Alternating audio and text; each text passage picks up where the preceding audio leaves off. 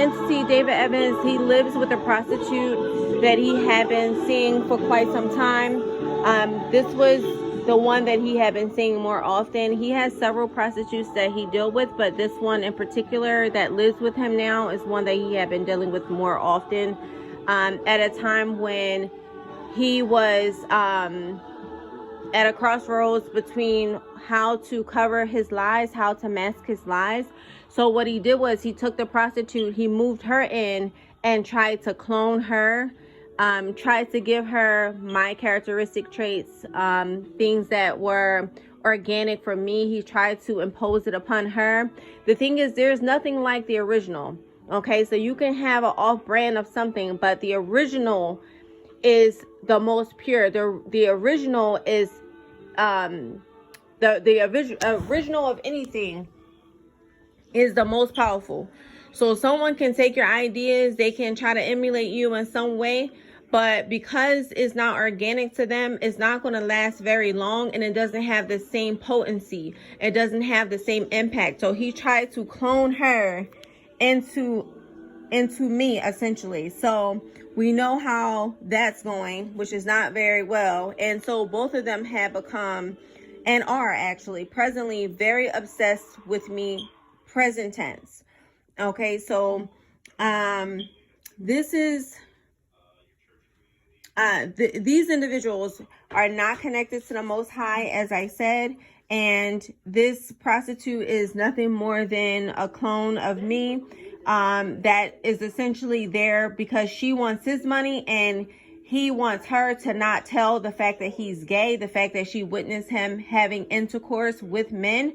So she is there to cover his story, and he has to take care of her essentially as part of this agreement that they have. Okay, so she has information on him that he doesn't want her to tell, and he also knows about her credit card fraud and things that she has done, illegal activities that she has done. So this is a codependent interaction that these individuals have, and the reason why I am speaking on it is because they both are obsessed with me, and they're both doing several different things against my life.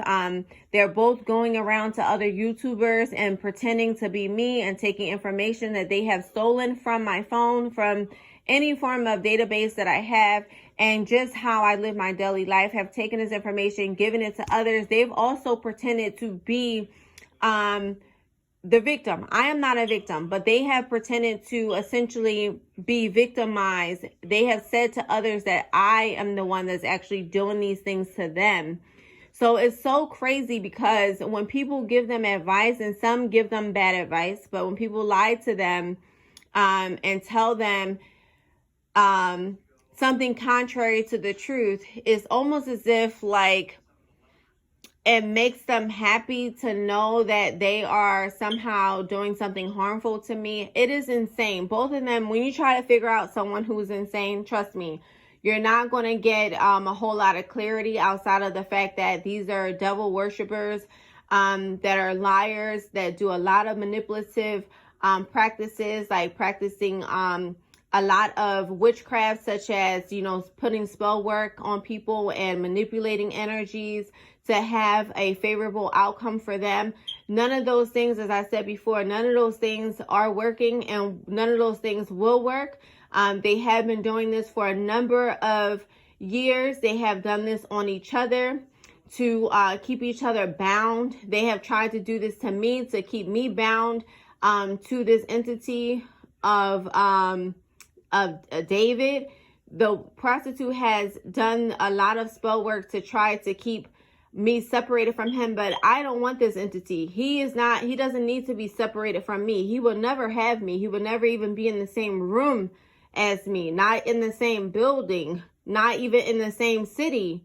Okay, so there's no need to do spell work to keep anyone separate from each other. So he has done it to keep me bound to him. She has done it on him to keep him bound to her. You see the foolishness that's going on? So God is not pleased with this, and enough is enough.